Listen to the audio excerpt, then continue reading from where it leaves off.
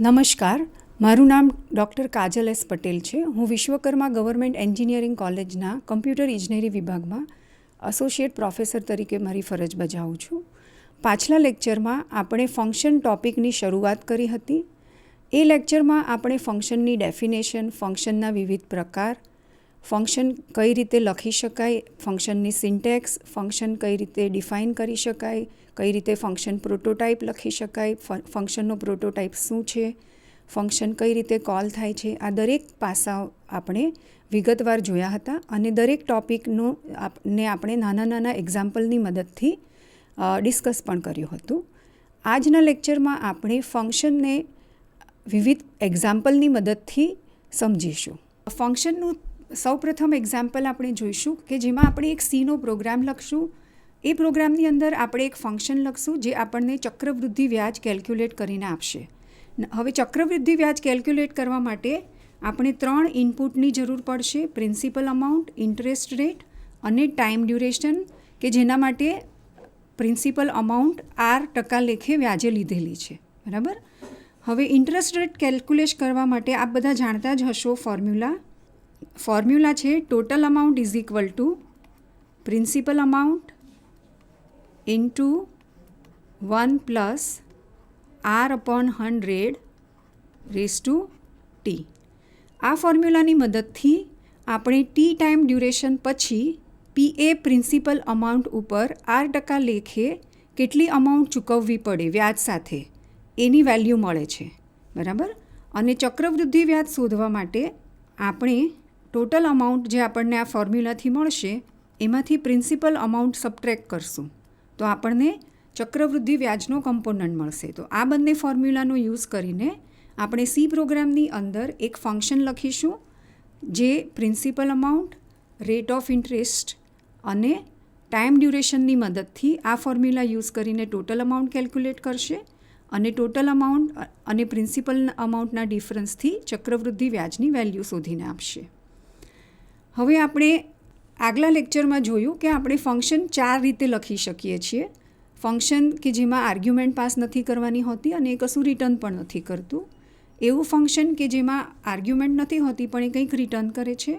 Function કે જેમાં argument હોય છે પણ એ કશું રિટર્ન નથી કરતું. અને ચોથી રીત કે જેમાં ફંક્શન આર્ગ્યુમેન્ટ એક્સેપ્ટ કરે છે અને વેલ્યુ રિટર્ન પણ કરે છે. તો આપણે આ એક્ઝામ્પલમાં જે ફંક્શન ઇન્ટરેસ્ટ શોધવા માટેનું ફંક્શન લખશું એ આપણે આ 4 રીતે લખશું. સો આપણે સૌથી પહેલી રીત કે જેમાં ફંક્શન આર્ગ્યુમેન્ટ એક્સેપ્ટ કરે છે અને ફંક્શન વેલ્યુ રિટર્ન પણ કરે છે. તો આ રીતે અગર આપણે ફંક્શન લખશું તો આપણો પ્રોગ્રામ આ રીતે દેખાશે. પ્રોગ્રામની શરૂઆતમાં તમારે લાઇબ્રેરી ફંક્શન ઇન્ક્લુડ કરવા પડશે. આપણે અહીં 2 લાઇબ્રેરી ફંક્શન ઇન્ક્લુડ કર્યા છે, stdio.h અને math.h. stdio.h આપણે એટલા માટે ઇન્ક્લુડ કર્યું છે કે આપણે અહીં પ્રોગ્રામની અંદર printf ફંક્શન યુઝ કરી રહ્યા છીએ અને printf ફંક્શન જે છે એ stdio.h લાઇબ્રેરીમાં છે. એ જ રીતે આપણે ઇન્ટરેસ્ટ ફંક્શનમાં પાવર ફંક્શન યુઝ કરી રહ્યા છીએ, POW. પાવર ફંક્શન x⁻y શોધવા માટે યુઝ થાય છે. અગર તમારે x⁻y શોધવું હોય તો સીની અંદર તમારે પાવર ફંક્શન યુઝ કરવું પડશે જેમાં તમારે 2 પેરામીટર પાસ કરવા પડશે, x અને y. સો આ ફંક્શન તમને x⁻y ની વેલ્યુ શોધી અને એ વેલ્યુ રિટર્ન કરે છે. તો આ ફંક્શનને આપણે યુઝ કરી રહ્યા છીએ અને આ ફંક્શન લાઇબ્રેરી ફંક્શન છે જે math.h લાઇબ્રેરીની અંદર ડિફાઇન થયેલું છે. આથી આપણે math.h લાઇબ્રેરી પણ ઇન્ક્લુડ કરીશું. ત્યારબાદ આપણે ફંક્શનનું ડિક્લેરેશન કરશું, ફંક્શનની પ્રોટોટાઇપ લખશું. ફંક્શનની પ્રોટોટાઇપમાં સૌથી પહેલાં આપણે ફંક્શનની રિટર્ન ટાઈપ, પછી ફંક્શનનું નામ અને બ્રેકેટની અંદર ફંક્શનના પેરામીટર સેપરેટેડ બાય કોમા અને લાસ્ટમાં આપણે સેમિકલન મૂકશું. બરાબર. તો આ એક્ઝામ્પલની અંદર આપણે આપણું જે ફંક્શન છે એ કઈ ટાઈપનું આપણે બનાવી રહ્યા છીએ? ફંક્શન કે જે આર્ગ્યુમેન્ટ એક્સેપ્ટ કરે છે અને વેલ્યુ રિટર્ન પણ કરે છે. તો આપણું ફંક્શન જે છે એનું નામ અહીંયા મેં ઇન્ટરેસ્ટ આપ્યું છે. એ ફ્લોટિંગ પોઈન્ટ નંબર મતલબ રિયલ નંબર રિટર્ન કરે છે અને એ principal amount, rate of interest અને ટાઈમ ડ્યુરેશન 3 વસ્તુ એક્સેપ્ટ કરે છે. અહીંયા પ્રિન્સિપલ અમાઉન્ટની ડેટા ટાઈપ આપણે ફ્લોટ રાખીશું. રેટ ઓફ ઇન્ટરેસ્ટની ડેટા ટાઈપ પણ આપણે ફ્લોટ રાખી છે અને ટાઈમ ડ્યુરેશનની ડેટા ટાઈપ ઇન્ટીજર છે. સો આ ફંક્શનનું ડિક્લેરેશન થયું. ત્યાર પછી આપણે મેઇન ફંક્શન ડિફાઇન કરીશું, જ્યાંથી આપણા પ્રોગ્રામના એક્ઝિક્યુશનની શરૂઆત થશે. મેઇનની અંદર આપણે principal amount, rate of interest, interest અને ટાઈમ ડ્યુરેશન આ 4 પ્રકારના વેરિયેબલ ડિક્લેર કરીશું. પ્રિન્સિપલ અમાઉન્ટ માટે વેરિયેબલ પી બનાવ્યો છે, જેની ડેટા ટાઈપ ફ્લોટ છે. રેટ ઓફ ઇન્ટરેસ્ટ માટે વેરિયેબલ કેપિટલ આર છે, જેની ડેટા ટાઈપ પણ આપણે ફ્લોટ રાખી છે. ઇન્ટરેસ્ટ માટે આપણે કેપિટલ આઈ નામનો વેરિયેબલ બનાવ્યો છે, જે પણ ફ્લોટ ટાઈપનો છે. અને ડ્યુરેશન, ટાઈમ ડ્યુરેશન સ્ટોર કરવા માટે આપણે ઇન્ટીજર ટી ડિફાઇન કર્યો છે. હવે આ મેઇનની અંદર તમારે પી, આર અને ટી આ 3ની વેલ્યુ ઇનપુટ કરાવવી પડશે. તો અહીં પ્રોગ્રામની અંદર મેં ડાયરેક્ટલી પી, આર અને ટીની વેલ્યુ ઇનિશિયલાઇઝ કરી છે, પણ તમે સ્કેનએફથી એની વેલ્યુ કીબોર્ડ અથવા યુઝર પાસેથી લઈ પણ શકો છો. બરાબર. સો પી, આર અને ટીની વેલ્યુ અસાઇન કર્યા પછી આપણે અહીં 1200 રૂપિયા પ્રિન્સિપલ અમાઉન્ટ પર 10% વ્યાજે 2 વર્ષે કેટલું ચક્રવૃદ્ધિ વ્યાજ શોધવું પડે એ શોધવા માંગીએ છીએ. તો એ શોધવા માટે આપણે ઇન્ટરેસ્ટ ફંક્શન કોલ કરીશું. અને ઇન્ટરેસ્ટ ફંક્શનની અંદર આપણે પ્રિન્સિપલ અમાઉન્ટ કે જે 1200 છે, રેટ ઓફ ઇન્ટરેસ્ટ કે જે 10 છે અને ટાઈમ ડ્યુરેશન કે જે 2 છે. બરાબર. તો આ 3 વેલ્યુ આપણે પાસ કરીશું. ઇન્ટરેસ્ટ ફંક્શન આપણને ચક્રવૃદ્ધિ વ્યાજ કેલ્ક્યુલેટ કરી અને એની વેલ્યુ રિટર્ન કરશે, જે આપણે આઈની અંદર સ્ટોર કરીશું. અને ત્યારબાદ મેઇનની અંદર આપણે આઈની વેલ્યુ પ્રિન્ટ કરી રહ્યા છીએ યુઝિંગ પ્રિન્ટએફ ફંક્શન. અહીં આપણું મેઇન ફંક્શનની ડેફિનેશન પૂરી થશે. ત્યારબાદ આપણે ઇન્ટરેસ્ટ ફંક્શનની ડેફિનેશન લખીશું.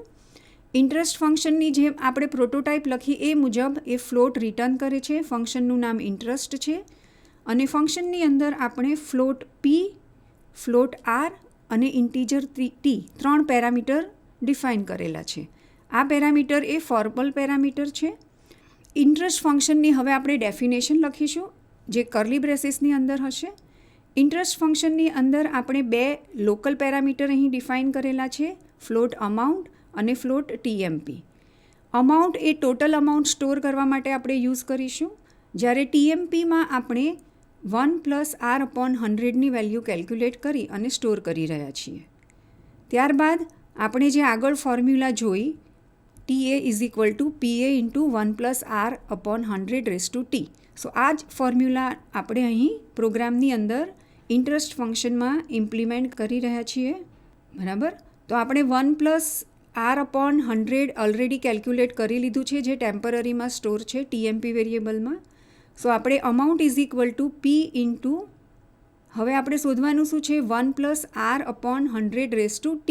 સો એના માટે આપણે અહીં પાવર ફંક્શન યુઝ કર્યું છે. પાવર ફંક્શનની અંદર પહેલો પેરામીટર હશે 1+r/100, જે આપણે ટીએમપીમાં સ્ટોર કર્યું છે. આપણે પહેલો પેરામીટર ટીએમપી પાસ કરીશું અને બીજો પેરામીટર ટી પાસ કરીશું. તો અમાઉન્ટની અંદર આપણને ટોટલ અમાઉન્ટ મળી જશે. હવે આપણે ચક્રવૃદ્ધિ વ્યાજ શોધવાનું છે. સો અમાઉન્ટમાંથી પ્રિન્સિપલ અમાઉન્ટ આપણે સબટ્રેક્ટ કરીશું તો ચક્રવૃદ્ધિ વ્યાજ મળશે અને આ વેલ્યુ આ ફંક્શન રિટર્ન કરે છે. સો આ રીતે આપણે ઇન્ટરેસ્ટ ફંક્શન લખી શકીશું કે જે પેરામીટર એક્સેપ્ટ કરે છે અને રિટર્ન વેલ્યુ રિટર્ન કરે છે. હવે જ્યારે આપણે આ પ્રોગ્રામ રન કરીશું ત્યારે પ્રોગ્રામનું એક્ઝિક્યુશન મેઇનથી સ્ટાર્ટ થશે. મેઇનની અંદર આપણે 4 વેરિયેબલ બનાવ્યા છે. સો આ 4 વેરિયેબલ માટે મેઇનની અંદર મેમરી એલોકેશન થશે, જેમાં પહેલો વેરિયેબલ હશે પી, બીજો વેરિયેબલ હશે આર, ત્રીજો વેરિયેબલ આઈ અને ચોથો વેરિયેબલ છે ટી. ત્યારબાદ આપણે પી, આર અને ટીની વેલ્યુ ઇનિશિયલાઇઝ કરી રહ્યા છીએ પ્રોગ્રામની અંદર. સો પીની અંદર 1200 સ્ટોર થશે, આરની અંદર 10 સ્ટોર થશે અને ટીની અંદર 2 સ્ટોર થશે. ત્યારબાદ ઇન્ટરેસ્ટ ફંક્શન કોલ થશે. જેવું ઇન્ટરેસ્ટ ફંક્શન કોલ થશે, પ્રોગ્રામનો કંટ્રોલ આ લાઇન પરથી ઇન્ટરેસ્ટ ફંક્શન પર આવશે. બરાબર છે. અને ઇન્ટરેસ્ટ ફંક્શનની અંદર આપણે 3 પેરામીટર પાસ કરી રહ્યા છીએ. તો અહીંયા ઇન્ટરેસ્ટ ફંક્શનની પણ પોતાની મેમરી હશે.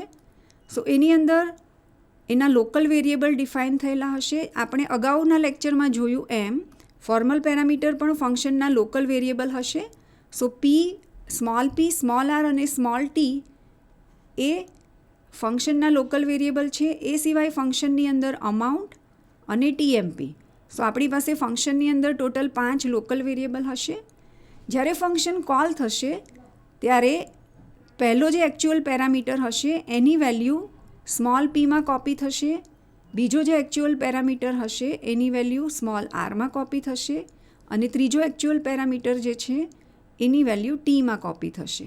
એટલે 1210 અને 2 એ પી, આર અને ટીની અંદર રિસ્પેક્ટિવલી કોપી થઈ જશે. અને ત્યારબાદ ફંક્શનનું પહેલું સ્ટેટમેન્ટ એક્ઝિક્યુટ થશે જે છે ફ્લોટ અમાઉન્ટ. સો અમાઉન્ટ માટે મેમરી બનશે, દેન ફ્લોટ ટેમ્પ, તો ટેમ્પરરી માટે મેમરી બનશે. અને અગેન અહીંયા આપણે temp is equal two 1+r/100 કર્યું છે.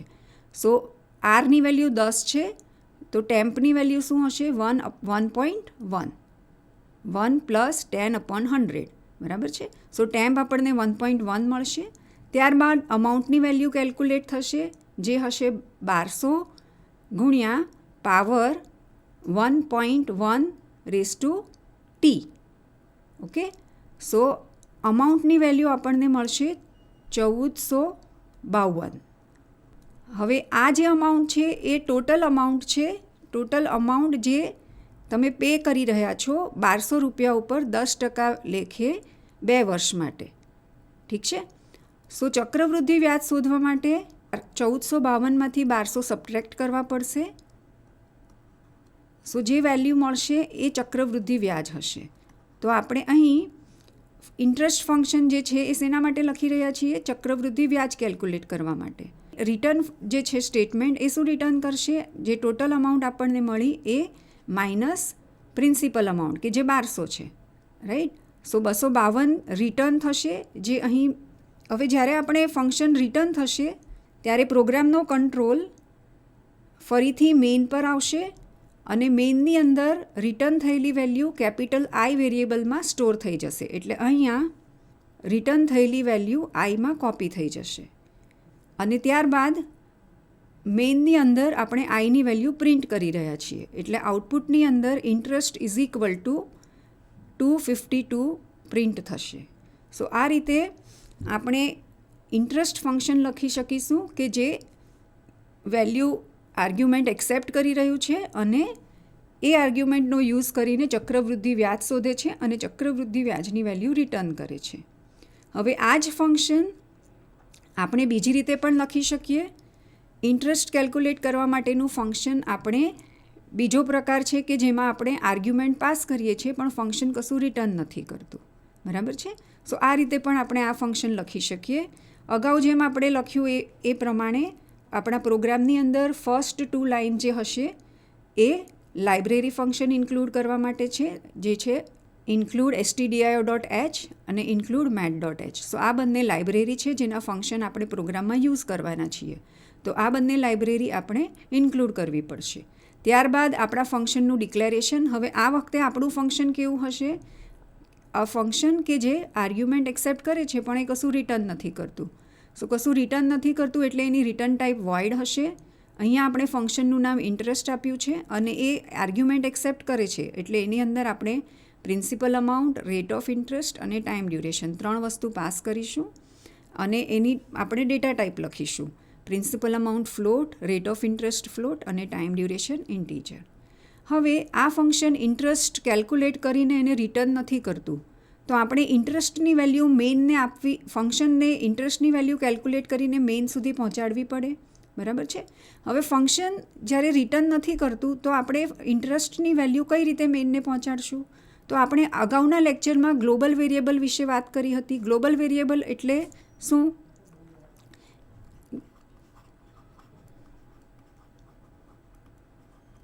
ગ્લોબલ વેરિયેબલ એટલે એવા વેરિયેબલ કે જે દરેક ફંક્શનમાં એક્સેસ થઈ શકે. અને ગ્લોબલ વેરિયેબલ એ કોઈ ફંક્શનમાં ડિફાઇન નહીં થાય. ફંક્શનની અંદર ડિફાઇન થયેલા વેરિયેબલ એ ફંક્શન પૂરતા હોય છે. ગ્લોબલ વેરિયેબલ એટલે ફંક્શનની બહાર ડિક્લેર કરવા પડે છે. તો અહીંયા આપણે એક ગ્લોબલ વેરિયેબલ ફ્લોટ આઈ બનાવ્યો છે. આઈ એ ગ્લોબલ વેરિયેબલ છે, મતલબ કે આઈ જે છે એ મેઇન પણ એક્સેસ કરી શકશે અને ઇન્ટરેસ્ટ પણ એક્સેસ કરી શકશે. મતલબ બંને ફંક્શનમાં આઈ આપણે એક્સેસ કરી શકીશું. તો અહીંયા આપણે આઈ શેના માટે યુઝ કરીશું? તો ઇન્ટરેસ્ટ ફંક્શન જે છે એ ઇન્ટરેસ્ટની વેલ્યુ કેલ્ક્યુલેટ કરીને એને આઈમાં કોપી કરશે. જે મેઇન ફંક્શનમાં ઇન્ટરેસ્ટ ફંક્શન કોલ થઈ ગયા પછી આઈની વેલ્યુ આપણે પ્રિન્ટ કરીશું તો ઇન્ટરેસ્ટની વેલ્યુ મેઇનને મળી જશે. તો આ રીતે ગ્લોબલ વેરિયેબલનો યુઝ કરીને આપણે વેલ્યુ રિટર્ન કર્યા વગર પણ મેઇનને ઇન્ટરેસ્ટની વેલ્યુ આપી શકીશું. તો આપણે ફ્લોટ આઈ એક ગ્લોબલ વેરિયેબલ બનાવ્યો છે. ત્યારબાદ આપણે મેઇન ફંક્શનની ડેફિનેશન શરૂ કરીશું. મેઇનની અંદર આપણે principal amount, rate of interest અને ટાઈમ ડ્યુરેશન માટે વેરિયેબલ્સ બનાવ્યા છે અને દરેક વેરિયેબલને ઇનિશિયલાઇઝ કર્યો છે. Principal amount 1200, rate of interest 10 અને ટાઈમ ડ્યુરેશન 2 રાખ્યું છે. ત્યારબાદ આપણે ઇન્ટરેસ્ટ ફંક્શન કોલ કરીશું જેમાં આપણે principal amount, rate of interest અને ટાઈમ ડ્યુરેશન પાસ કરીશું.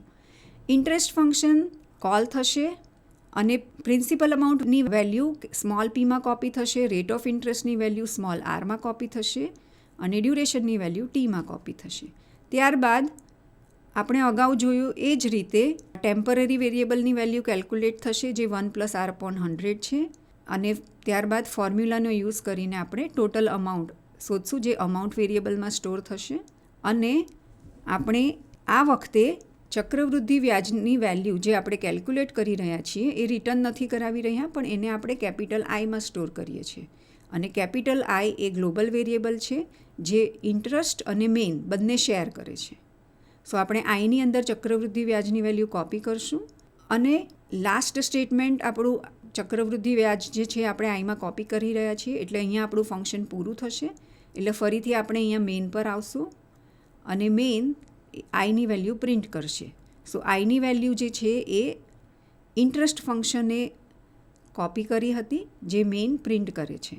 સો આ રીતે આપણે સેમ ઇન્ટરેસ્ટ ફંક્શનનો યુઝ કરીને ચક્રવૃદ્ધિ વ્યાજ કેલ્ક્યુલેટ કરી રહ્યા છીએ. પણ આ વખતે આપણું જે ઇન્ટરેસ્ટ ફંક્શન છે એ પેરામીટર એક્સેપ્ટ કરશે પણ એ કશું રિટર્ન નહીં કરે. બરાબર? તો રિટર્ન કરવાની થતી જે વેલ્યુ હશે એ આપણે અહીંયા ગ્લોબલ વેરિયેબલમાં કોપી કરી દઈએ છીએ જેથી મેઇન એ વેરિયેબલની વેલ્યુ એક્સેસ કરી શકીએ. સો આ બીજી રીત થઈ સેમ પ્રોગ્રામ માટે બીજી રીત. બરાબર છે?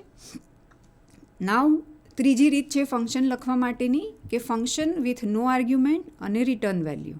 મતલબ એવું ફંક્શન કે જેમાં કોઈ આર્ગ્યુમેન્ટ પાસ નહીં કરીએ પણ ફંક્શન કશુંક રિટર્ન કરે છે. બરાબર? આ રીતનું ફંક્શન લખવા માટે અહીંયા પ્રોગ્રામ બતાવ્યો છે. સેમ આગળ જે આપણે પ્રોગ્રામ લખ્યો એ જ રીતે અહીંયા આપણે stdio.h અને math.h ઇન્ક્લુડ કરીશું. stdio.h એ printf ફંક્શન માટે, math.h એ પાવર ફંક્શન માટે. હવે આપણે આવીએ ફંક્શન પર, રાઈટ? સો ઇન્ટરેસ્ટ ફંક્શન જે છે આ વખતે આપણે કઈ રીતે લખવાનું છે કે જે કોઈ આર્ગ્યુમેન્ટ એક્સેપ્ટ નથી કરતું પણ ફ્લોટિંગ પોઈન્ટ વેલ્યુ રિટર્ન કરે છે, મતલબ કંઈક રિટર્ન કરે છે. બરાબર? તો આપણે ફંક્શનનું ડિક્લેરેશન અહીંયા લખીશું. ફંક્શનના ડિક્લેરેશનમાં ફંક્શનનું નામ આપણે સેમ રાખ્યું છે ઇન્ટરેસ્ટ.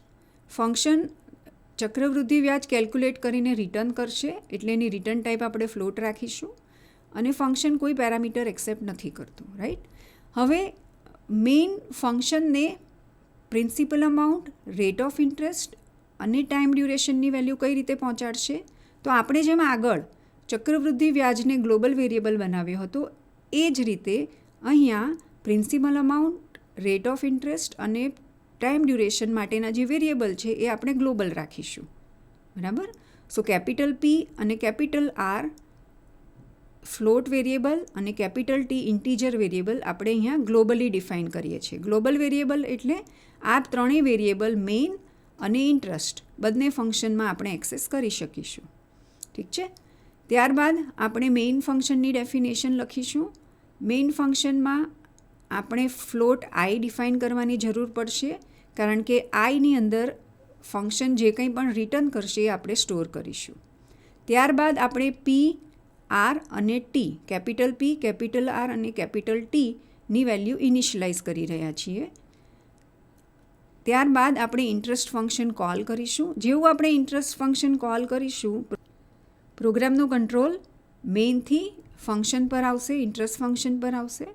અહીંયા ઇન્ટરેસ્ટ ફંક્શનમાં આપણે કોઈ આર્ગ્યુમેન્ટ પાસ નથી કરી રહ્યા તો કશું કોપી નહીં થાય. સીધું ફંક્શન એક્ઝિક્યુશન સ્ટાર્ટ થશે. આપણે અગાઉ જોયું એ જ રીતે અહીંયા ટેમ્પરરી વેલ્યુ કેલ્ક્યુલેટ થશે, પછી ટોટલ અમાઉન્ટ કેલ્ક્યુલેટ થશે.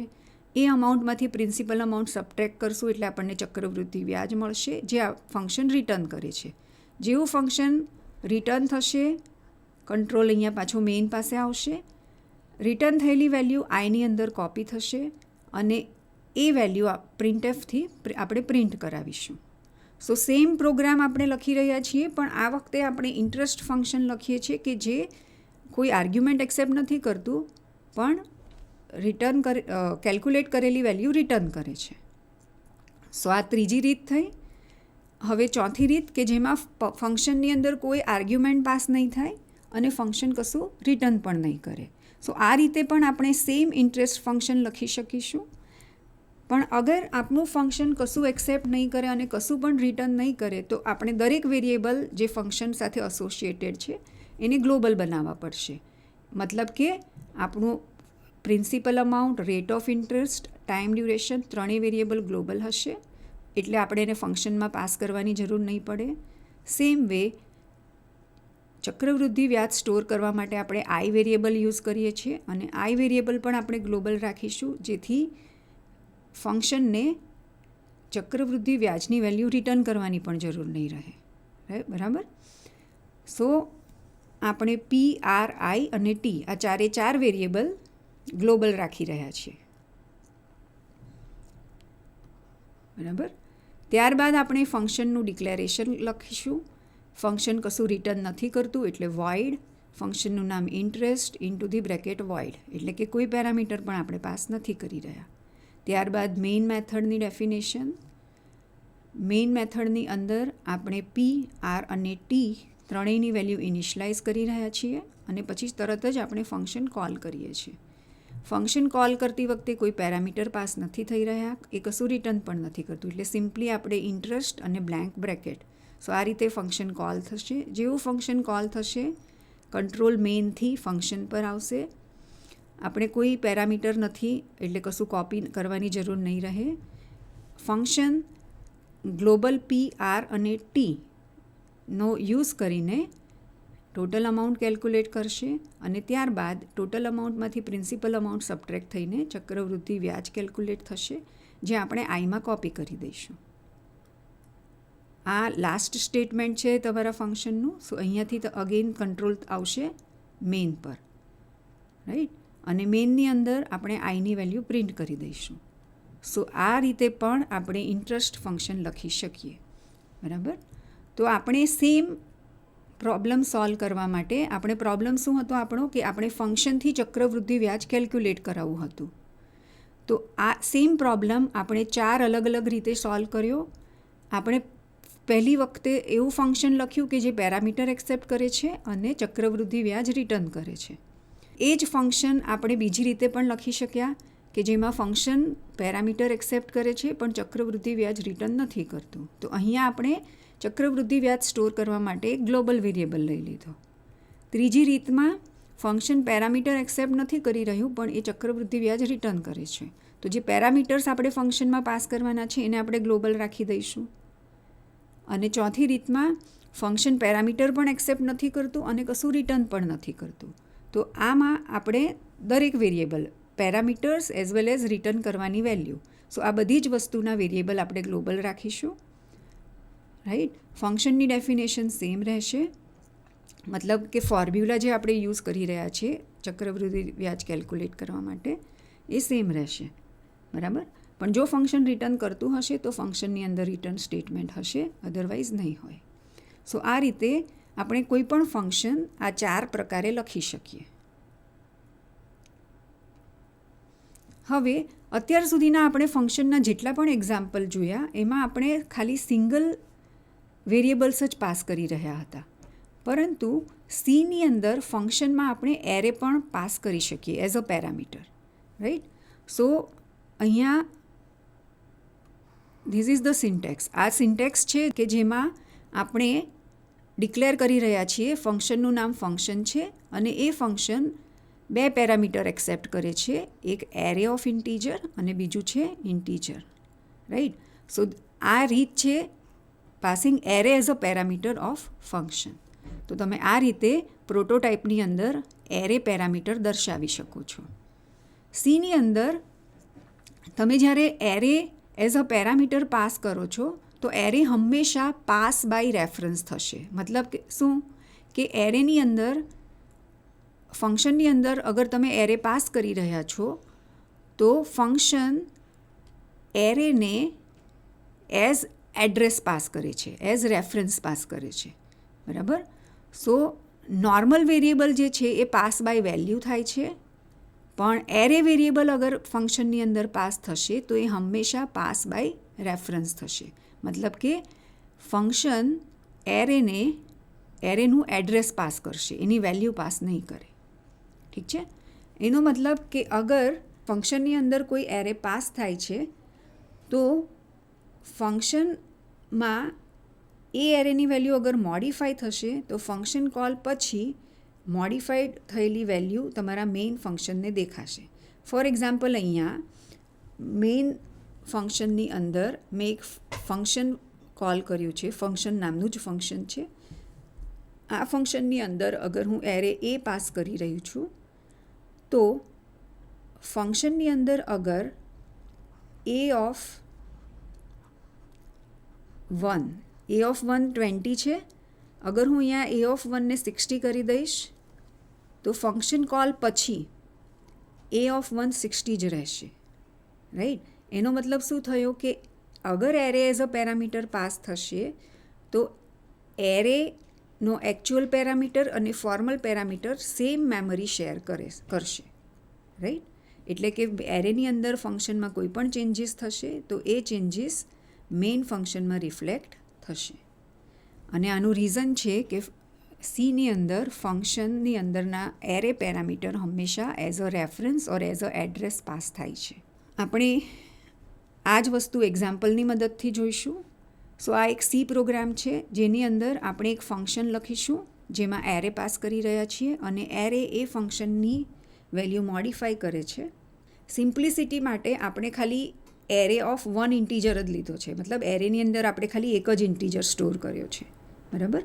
તો પ્રોગ્રામની શરૂઆત stdio.h ને ઇન્ક્લુડ કરવાથી થશે કારણ કે આપણે printf ફંક્શન યુઝ કરી રહ્યા છીએ જે આ લાઇબ્રેરીનું ફંક્શન છે. ત્યારબાદ આપણે ફંક્શન ડિક્લેરેશન કર્યું. ફંક્શન ડિક્લેરેશનની અંદર આપણે રિટર્ન ટાઈપ વોઇડ, ફંક્શનનું નામ ફંક્શન છે અને એની અંદર આપણે એરે પાસ કરી રહ્યા છીએ એઝ અ પેરામીટર. સો આ એનું ડિક્લેરેશન થયું. ત્યારબાદ મેઇન ફંક્શનની અંદર આપણે એક ઇન્ટીજર એરે ડિફાઇન કર્યો છે જેની સાઇઝ 1 છે, મતલબ એ એક ઇન્ટીજરનો જ એરે છે. ત્યારબાદ આપણે એ ઓફ 0 મતલબ જે એરેની અંદર વેલ્યુ છે એ પ્રિન્ટ કરી રહ્યા છીએ. તો આ વખતે વેલ્યુ પ્રિન્ટ થશે 50 કારણ કે એ ઓફ 0 50 છે, આપણે અહીંયા ઇનિશિયલાઇઝ કર્યો છે એરેને, બરાબર. ત્યારબાદ આપણે ફંક્શન કોલ કરી રહ્યા છીએ. જેમ મેં કીધું એમ કે જ્યારે ફંક્શન કોલ થશે ત્યારે એનો જે એકચ્યુઅલ પેરામીટર છે એનું એડ્રેસ પાસ થશે, રાઈટ. એટલે અહીંયા જે એ છે એ એરેનું એડ્રેસ અને આ પેરામીટર તરીકે જે એ એરે પાસ થયો છે એ એરેનું એડ્રેસ સેમ જ હશે. ઓકે. નાઉ ફંક્શનની અંદર આપણે શું કરી રહ્યા છીએ, એ ઓફ 0ની વેલ્યુ ચેન્જ કરી દીધી. જે પહેલાં 50 હતી એનું આપણે 60 કરી દીધું. ત્યારબાદ ફંક્શનમાં એક જ સ્ટેટમેન્ટ આપણે લખ્યું છે. સો ફંક્શન રિટર્ન થશે એટલે પ્રોગ્રામનો કંટ્રોલ અગેન મેઇન પાસે આવશે. મેઇન જે છે એ અગેન એ ઓફ 0ને પ્રિન્ટ કરે છે. તો ધીસ ટાઈમ આઉટપુટમાં 60 પ્રિન્ટ થશે. આવું કેમ થયું? Because array is pass as a reference, right. એરેનું એડ્રેસ પાસ થાય છે. અગર એરેની જગ્યાએ સાદો ઇન્ટીજર હોત તો ઇન્ટીજર હંમેશા ઇન્ટીજર, ફ્લોટ, કેરેક્ટર એ હંમેશા પાસ એઝ વેલ્યુ થાય છે, પાસ બાય વેલ્યુ થાય છે. ઓકે. સો આ એક્ઝામ્પલની મદદથી આપણે જોયું કે એરે હંમેશા એઝ અ રેફરન્સ પાસ થાય છે.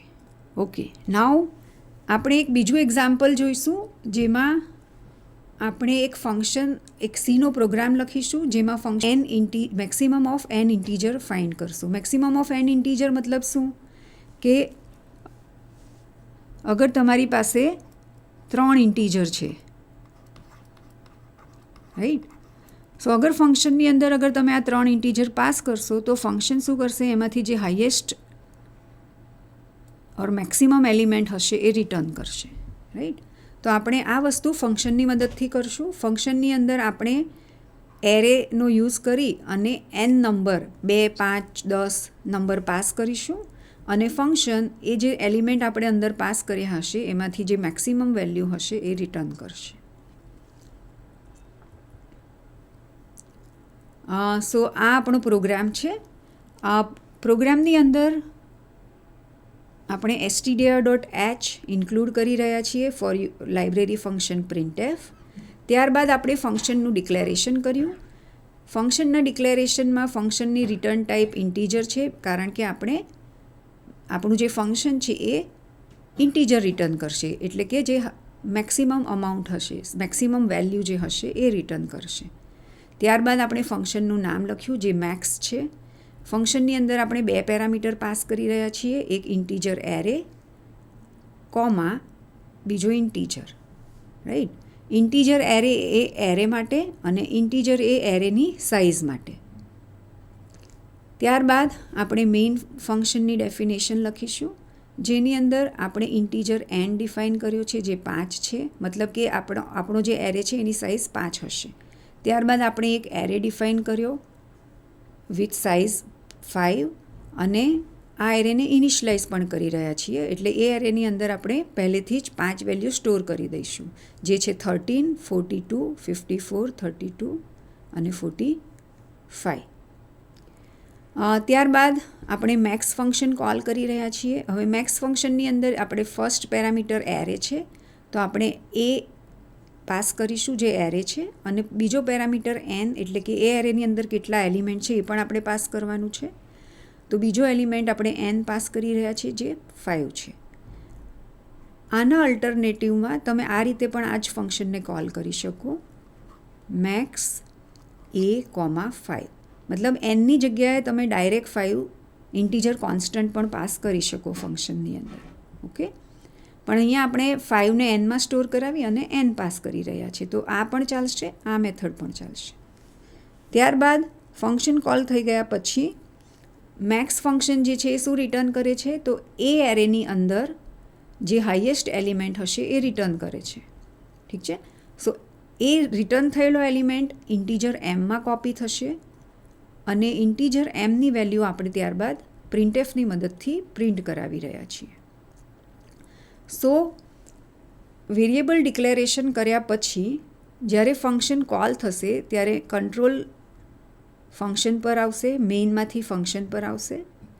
ત્યારબાદ આ ફંક્શન કોલ થશે. હવે આ ફંક્શનની ડેફિનેશનમાં આપણે શું લખ્યું છે, તો એની રિટર્ન ટાઈપ, ફંક્શનનું નામ મેક્સ, બ્રેકેટની અંદર ઇન્ટીજર, ફર્સ્ટ પેરામીટર એરે છે તો ઇન્ટીજર x બ્રેકેટ જે દર્શાવે છે કે પહેલો પેરામીટર એરે છે અને એનું નામ x આપણે અહીંયા રાખીશું.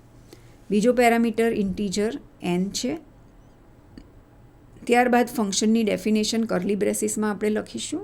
હવે આ ફંક્શનની અંદર આપણે શું કરવાનું છે, આપણે સ્ટેટમેન્ટ લખવાના છે કે જે એક્સની અંદરથી હાઈએસ્ટ એલિમેન્ટ કેલ્ક્યુલેટ કરીને આપે, રાઈટ.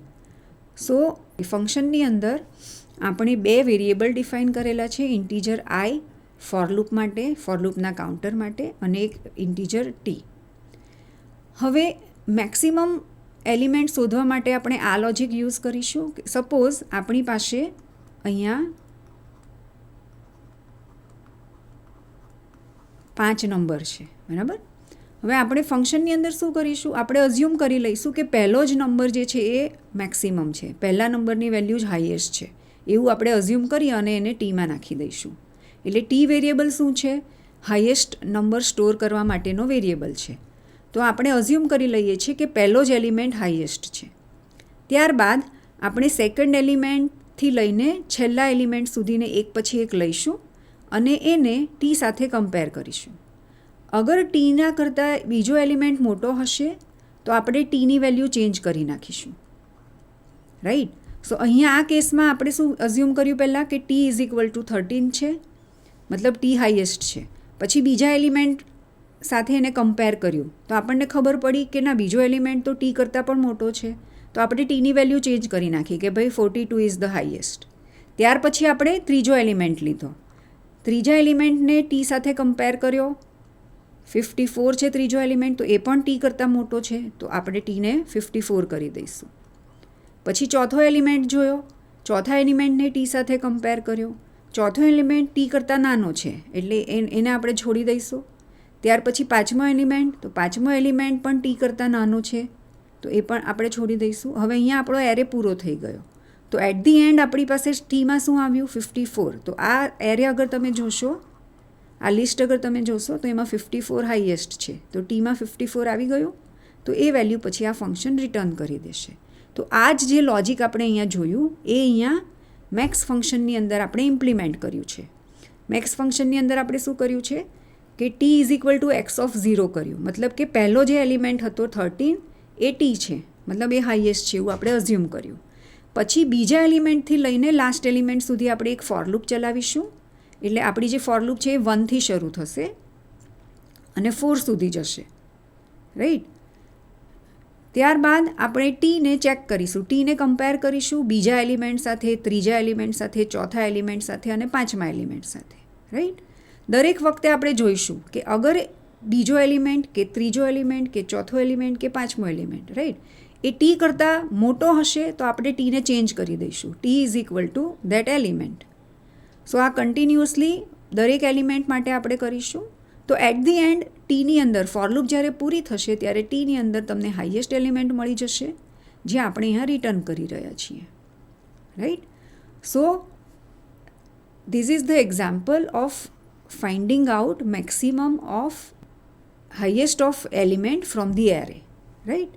સો ફંક્શન જે છે એ ઇન્ટીજર એરે એક્સેપ્ટ કરશે અને એ એરેમાંથી લાર્જેસ્ટ એલિમેન્ટ શોધી અને એને રિટર્ન કરશે, રાઈટ. તો ફંક્શન જ્યારે રિટર્ન થશે ત્યારે કંટ્રોલ અગેન અહીંયા આવી જશે પ્રિન્ટએફ પર ફંક્શન કોલ પછી, રાઈટ. સો અહીંયા રિટર્ન થયેલી વેલ્યુ એમમાં કોપી થશે અને ત્યારબાદ પ્રિન્ટએફ ફંક્શન જે છે એ લાર્જેસ્ટ વેલ્યુ પ્રિન્ટ કરશે. તો આ એક્ઝામ્પલમાં લાર્જેસ્ટ વેલ્યુ 54, સો 54 આઉટપુટમાં પ્રિન્ટ થશે.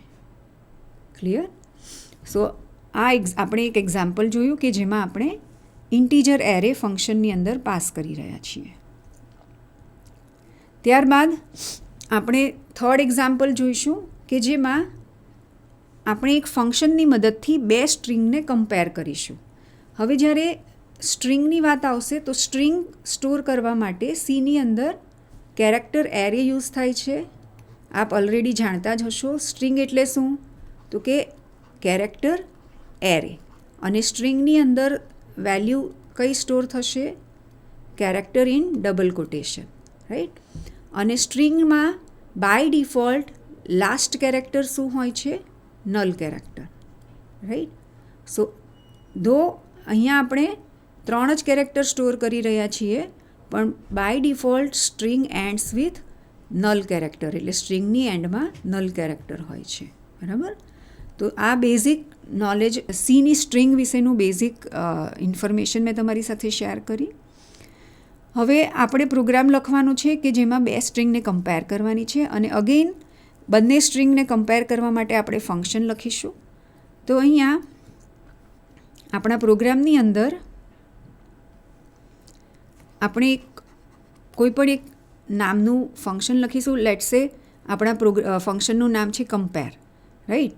તો કમ્પેર જે છે એ શું એક્સેપ્ટ કરશે? બે સ્ટ્રિંગ, એટલે કે બે કેરેક્ટર એરે, રાઈટ. અને ફંક્શનની અંદર લેટ્સ સે આપણા કેરેક્ટર એરે છે એક્સ અને વાય. સો ફંક્શનની અંદર આ બંને સ્ટ્રિંગ કમ્પેર થશે અને જો સ્ટ્રિંગ ઇક્વલ હશે તો ફંક્શન 1 રિટર્ન કરશે અને જો સ્ટ્રિંગ ઇક્વલ નહીં હોય તો ફંક્શન 0 રિટર્ન કરશે. મતલબ ફંક્શનની રિટર્ન વેલ્યુ શું હશે? Integer, right. તો આપણે આ પ્રકારનું એક ફંક્શન બનાવીશું પ્રોગ્રામની અંદર, જેનું નામ હશે COMP, જે 2 સ્ટ્રિંગ એક્સેપ્ટ કરશે, એટલે કે 2 કેરેક્ટર એરે એક્સેપ્ટ કરશે એઝ અ પેરામીટર. ફંક્શનની અંદર આપણે આ બંને સ્ટ્રિંગને કમ્પેર કરીશું, અને જો સ્ટ્રિંગ ઇક્વલ હશે મતલબ વોટ, કે લેટ્સ સે મારી પાસે 2 સ્ટ્રિંગ છે, કેરેક્ટર A10 માં ABC, કેરેક્ટર B10 માં પણ ABC, રાઈટ. સો અગર હું A અને B પાસ કરીશ COMP ફંક્શનમાં તો એ 1 રિટર્ન કરશે, બિકોઝ સ્ટ્રિંગ્સ આર ઇક્વલ.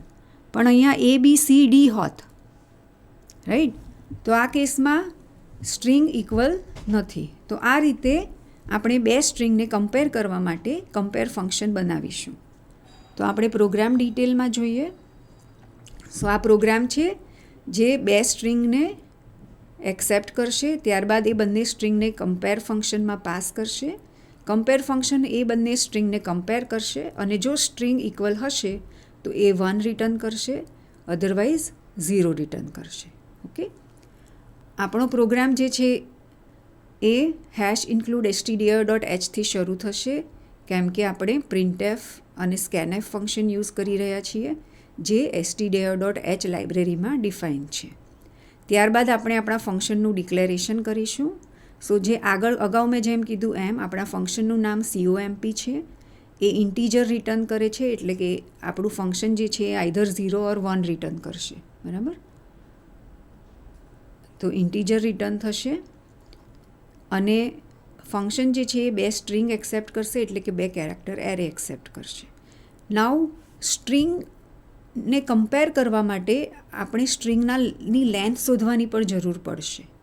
આથી આપણે એક બીજું એડિશનલ ફંક્શન બનાવીશું પ્રોગ્રામની અંદર સ્ટ્રિંગની લેન્થ શોધવા માટે. સ્ટ્રિંગની લેન્થ મતલબ શું, કે અગર લેટ્સ સે અહીંયા આપણી જે સ્ટ્રિંગ A છે એની લેન્થ અગર આપણે શોધવી હોય તો એની લેન્થ શું હશે? 3, કારણ કે એની અંદર 3 કેરેક્ટર છે, A, B અને C. એ જ રીતે અગર સ્ટ્રિંગ બીમાં 4 કેરેક્ટર છે, ABCD, તો એની લેન્થ 4 થશે, રાઈટ. તો અહીંયા આપણે લેન્થ શોધવા માટે પણ એક ફંક્શન બનાવી રહ્યા છીએ. એ ફંક્શનનું નામ len છે, અને ફંક્શન શું એક્સેપ્ટ કરે છે? સ્ટ્રિંગ, એટલે કે કેરેક્ટર એરે. અને ફંક્શન રિટર્ન શું કરશે? તો આ કેરેક્ટર એરેમાં જેટલા પણ કેરેક્ટર હશે એનો કાઉન્ટ રિટર્ન કરે છે, એટલે કે સ્ટ્રિંગની લેન્થ રિટર્ન કરે છે. એટલે રિટર્ન ટાઈપ હશે ઇન્ટીજર, રાઈટ. સો 2 ફંક્શન આપણે અહીંયા બનાવીશું, એક 2 સ્ટ્રિંગને કમ્પેર કરવા માટે અને બીજું સ્ટ્રિંગની લેન્થ શોધવા માટે. સો બંને ફંક્શનના ડિક્લેરેશન આપણે અહીંયા કર્યા છે, અહીંયા સેમિકોલન આવશે. ત્યારબાદ આપણે મેઇન ફંક્શન લખીશું. મેઇન ફંક્શનની અંદર આપણે પહેલાં તો બધા વેરિયેબલ ડિક્લેર કરીશું. નાવ કેટલા વેરિયેબલની જરૂર પડશે? તો સૌથી પહેલાં તો 2 સ્ટ્રિંગની જરૂર પડશે. સો 2 કેરેક્ટર એરે S1 અને S2 ડિફાઇન કર્યા છીએ. ત્યારબાદ અહીંયા ઇન્ટીજર mની જરૂર પડશે. શેના માટે? તો કમ્પેર ફંક્શન જે ઇન્ટીજર રિટર્ન કરી રહ્યું છે એને સ્ટોર કરવા માટે. સો આ 3 વેરિયેબલ ઇનફ છે. ત્યારબાદ આપણે સ્કેનએફની મદદથી 2 સ્ટ્રિંગ રીડ કરશું, રાઈટ. તો તમે ઓલરેડી જાણતા જ હશો, સ્કેનએફ ફંક્શન જે છે એ કીબોર્ડથી ઇનપુટ લેવા માટે યુઝ કરીએ છીએ આપણે. સ્કેનએફની અંદર હું %s યુઝ કરું છું, કેમ કે %s સ્ટ્રિંગ માટે છે, રાઈટ. અને કોમા કરી અને જે એરેની અંદર આપણે સ્ટ્રિંગને કોપી કરવી છે એ એરેનું એડ્રેસ લખશું. સ્કેનએફ %s, S1 એ કીબોર્ડથી એક સ્ટ્રિંગ રીડ કરી અને S1માં કોપી કરશે. સ્કેનએફ %s S2 બીજી સ્ટ્રિંગ આપણે રીડ કરી અને એરે S2માં કોપી કરશું. સો S1 અને S2 બંનેની અંદર એક એક સ્ટ્રિંગ કીબોર્ડથી રીડ થશે. ત્યારબાદ આપણે કમ્પેર ફંક્શન કોલ કરીશું, જેમાં S1 અને S2 as a parameter pass કરીશું. કમ્પેર ફંક્શન જે છે એની અંદર S1 અને S2 કમ્પેર થશે. અગર ઇક્વલ હશે તો એ 1 રિટર્ન કરશે, અધરવાઇઝ એ 0 રિટર્ન કરશે, બરાબર. સો ત્યારબાદ અહીંયા રિટર્ન થયેલી વેલ્યુ ચેક કરીશું. અગર રિટર્ન 1 થયું હશે મતલબ કે સ્ટ્રિંગ ઇક્વલ છે, અધરવાઇઝ પ્રિન્ટ થશે strings are not equal. Right. So if M is equal to અહીંયા આવશે શું આવશે, M is equal to 1. If M is equal to 1 મતલબ અગર રિટર્ન થયેલી વેલ્યુ 1 છે તો સ્ટ્રિંગ ઇક્વલ એવું આપણે પ્રિન્ટ કરીશું આઉટપુટમાં, એલ્સ સ્ટ્રિંગ ઇક્વલ નથી એવું આપણે પ્રિન્ટ કરીશું, રાઈટ. સો અહીંયા મેઇનની ડેફિનેશન પૂરી થશે. ત્યારબાદ આપણે લેન્થ ફંક્શન ની ડેફિનેશન લખીશું. લેન્થ ફંક્શન જે આપણે ડિક્લેરેશનમાં લખ્યું એ જ પ્રમાણે એનું નામ len છે. એ સ્ટ્રિંગ એક્સેપ્ટ કરે છે એટલે કે કેરેક્ટર એરે એક્સેપ્ટ કરે છે અને એ ઇન્ટીજર રિટર્ન કરે છે. લેન્થ ફંક્શનની અંદર આપણે સ્ટ્રિંગની લેન્થ શોધવાની છે. હવે અગાઉ મેં જણાવ્યું એમ કે કોઈ પણ સ્ટ્રિંગ જે હોય એમાં લાસ્ટ કેરેક્ટર શું હોય છે, નલ કેરેક્ટર. તો આપણે શું કરવાનું છે, લેન્થ ફંક્શન શું કરે છે કે એ ચેક કરે છે, પહેલા કેરેક્ટરથી શરૂ કરી અને લાસ્ટ સુધી જાય છે. જેવું નલ મળશે એ સ્ટોપ થઈ જશે અને જેમ જેમ કેરેક્ટર એ ટ્રાવર્સ કરતું જશે એમ એક કાઉન્ટર મેન્ટેન કરશે. મતલબ ઇનિશિયલી એક કાઉન્ટર 0 રાખીશું, ત્યારબાદ આપણે સ્ટ્રિંગના એક પછી એક કેરેક્ટર ચેક કરીશું જ્યાં સુધી નલ નહીં મળે, રાઈટ. નલ ન મળે તો આપણે કાઉન્ટરને ઇન્ક્રીમેન્ટ કરશું અને જેવું નલ મળે ત્યારે જે કાઉન્ટરની વેલ્યુ હશે એ સ્ટ્રિંગની લેન્થ હશે. ક્લિયર? ફોર એક્ઝામ્પલ સપોઝ આપણી સ્ટ્રિંગ એસ છે, એની અંદર આ રીતના કેરેક્ટર હશે, એ બી સી અને નલ, રાઈટ. હવે અગર લેન્થ ફંક્શન આપણે કોલ કરીશું તો લેન્થ ફંક્શન શું કરે છે, એક ઇન્ટીજર કાઉન્ટર ડિફાઇન કરે છે અને ફોર લૂપની અંદર એ કાઉન્ટર ઇનિશિયલી 0 રાખે છે. ટર્મિનેશન કન્ડિશન ફોર લૂપની શું હશે, જ્યાં સુધી એસ ઓફ એન નલ ન હોય અને દર વખતે એનની વેલ્યુ ઇન્ક્રીમેન્ટ કરે છે. ફોર લૂપની અંદર આપણે હવે કશું કરવાનું નથી, આપણને તો જસ્ટ આ કાઉન્ટરની જ જરૂર છે. જ્યાં સુધી નલ ન મળે ત્યાં સુધી કાઉન્ટરને ઇન્ક્રીમેન્ટ કરશું, રાઈટ. સો જ્યારે એન 0 હશે ત્યારે એસ ઓફ 0 શું હશે, એ. તો એ નલ નથી એટલે કાઉન્ટર ઇન્ક્રીમેન્ટ થયું એટલે એન થઈ ગયું 1. 0 હતું, શરૂઆતમાં 0 હતું, રાઈટ. હવે એન 1 થયું. હવે ફરીથી એસ ઓફ એન ચેક થશે તો એ નલ નથી, બી છે, એટલે અગેઇન એન ઇન્ક્રીમેન્ટ થશે એટલે એન 2 થશે, રાઈટ. ત્યારબાદ અગેઇન એ પણ ચેક થશે તો એસ ઓફ 2 નલ છે નથી કારણ કે એ સી છે, રાઈટ. તો અગેઇન એન ઇન્ક્રીમેન્ટ થશે જે 3 થશે. હવે ચેક થશે એસ ઓફ 3 નલ છે તો યસ એસ ઓફ 3 નલ છે એટલે તમારી ફોર લૂપ અહીંયા ટર્મિનેટ થઈ જશે અને એનની અંદર શું છે, 3. તો 3 ઇઝ ધ લેન્થ, 3 એ સ્ટ્રિંગની લેન્થ છે તો આપણે રિટર્ન કરીશું એનની વેલ્યુ. સો આ રીતે આ ફંક્શનનું યુઝ કરીને આપણે કોઈ પણ સ્ટ્રિંગની લેન્થ શોધી શકીશું. સ્ટ્રિંગ છે એ એઝ અ પેરામીટર પાસ કરવાની છે અને સ્ટ્રિંગ ફંક્શન જે છે એ સ્ટ્રિંગની લેન્થ શોધી અને એને રિટર્ન કરે છે, રાઈટ. ત્યારબાદ આપણે કમ્પેર ફંક્શનની ડેફિનેશન લખી રહ્યા છીએ. કમ્પેર ફંક્શન જે છે એ 2 કેરેક્ટર એરે એક્સેપ્ટ કરશે અને ઇન્ટીજર રિટર્ન કરશે ઇફ બંને કેરેક્ટર એરે મતલબ ઇફ બંને સ્ટ્રિંગ્સ આર ઇક્વલ તો કમ્પેર ફંક્શન 1 રિટર્ન કરશે, otherwise compare function returns 0. Okay. Now અહીંયા કમ્પેર ફંક્શનમાં આપણે લેન્થ ફંક્શન યુઝ કરી રહ્યા છીએ. સી 2 સ્ટ્રિંગ, સપોઝ એક સ્ટ્રિંગ S1 છે બીજી સ્ટ્રિંગ S2 છે, એ બંને સ્ટ્રિંગ ઇક્વલ ક્યારે હશે, અગર એની લેન્થ ઇક્વલ નહીં હોય તો એ ક્યારેય ઇક્વલ નહીં હોય, રાઈટ. તો સૌથી પહેલાં આપણે શું કરી રહ્યા છીએ કે સ્ટ્રિંગની લેન્થ જ કમ્પેર કરી લઈશું. અગર સ્ટ્રિંગની લેન્થ ઇક્વલ હશે તો પછી આપણે એના અંદરના કેરેક્ટર કમ્પેર કરવાની જરૂર છે, અધરવાઇઝ આપણે સિમ્પલી કહી દઈશું કે સ્ટ્રિંગ્સ આર નોટ ઇક્વલ. એટલે ઇફ લેન્થ આર ઇક્વલ, અગર સ્ટ્રિંગની લેન્થ ઇક્વલ છે તો આપણે અંદર જઈશું, કંઈક ચેક કરીશું કેરેક્ટર 1 by 1, અધરવાઇઝ ઇફના એલ્સની અંદર આપણે રિટર્ન 0 કરીએ છીએ. એટલે કે અગર એક સ્ટ્રિંગમાં 3 કેરેક્ટર છે અને બીજી સ્ટ્રિંગમાં 4 કેરેક્ટર છે તો એ બંને સ્ટ્રિંગ ક્યારેય ઇક્વલ નહીં હોય, રાઈટ. તો એ કેસમાં રિટર્ન 0 થશે. નાવ અગર બંને સ્ટ્રિંગની લેન્થ ઇક્વલ છે એટલે કે અગર S1ની અંદર ABC સ્ટોર થયેલું છે અને S2ની અંદર પણ લેટ્સ સે ABC છે તો બંનેની લેન્થ ઇક્વલ થઈ. તો અગર ઇક્વલ હશે તો પછી આપણે શું કરીશું, લેન્થ ટાઈમ્સ ફોર લૂપ ચલાવીશું, મતલબ 3 વાર ફોર લૂપ ચાલશે અને દરેક વખતે આપણે કરસ્પોન્ડિંગ કેરેક્ટર કમ્પેર કરતા જઈશું, રાઈટ. અગર કેરેક્ટર ઇક્વલ હશે, આપણે આઈ ઇઝ ઇક્વલ ટુ 0થી કોઈ પણ એક સ્ટ્રિંગની લેન્થ સુધી જઈશું, કારણ કે બંનેની લેન્થ સેમ છે, રાઈટ.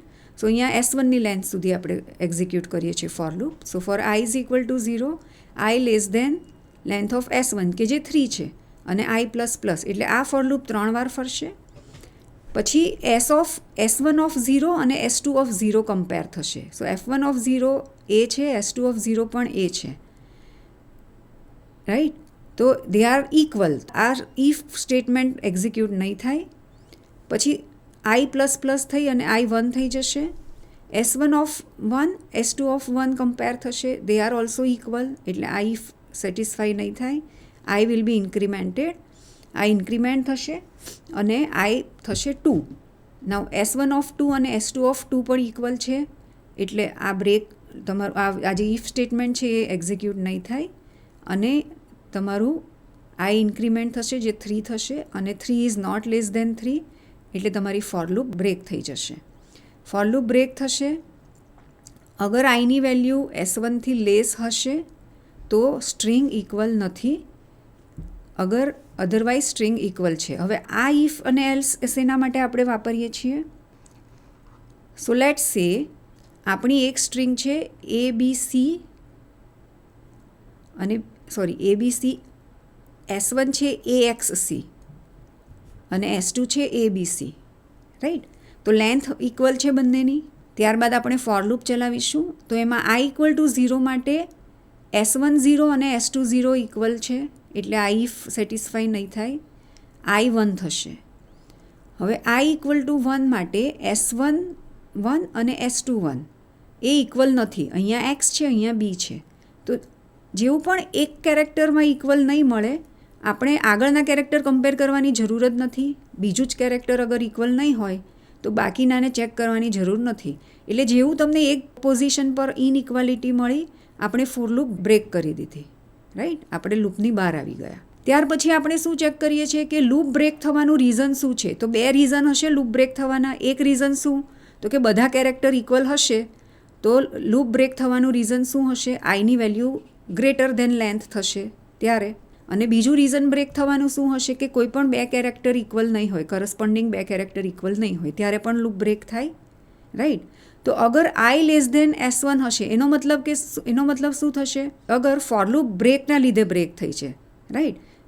અગર ફોર લૂપ આ બ્રેકના લીધે બ્રેક થઈ હશે તો આઈની વેલ્યુ લેસ દેન S1 હશે, રાઈટ. તો એ કેસમાં સ્ટ્રિંગ ઇક્વલ નહીં હોય, તો એ ટાઈમે આપણે 0 રિટર્ન કરાવીશું, રાઈટ. અને આપણે આ સ્ટેટમેન્ટ ક્યારેય એક્ઝિક્યુટ ન થયું હોય, રાઈટ. બ્રેક સ્ટેટમેન્ટ ક્યારે એક્ઝિક્યુટ નહીં થાય?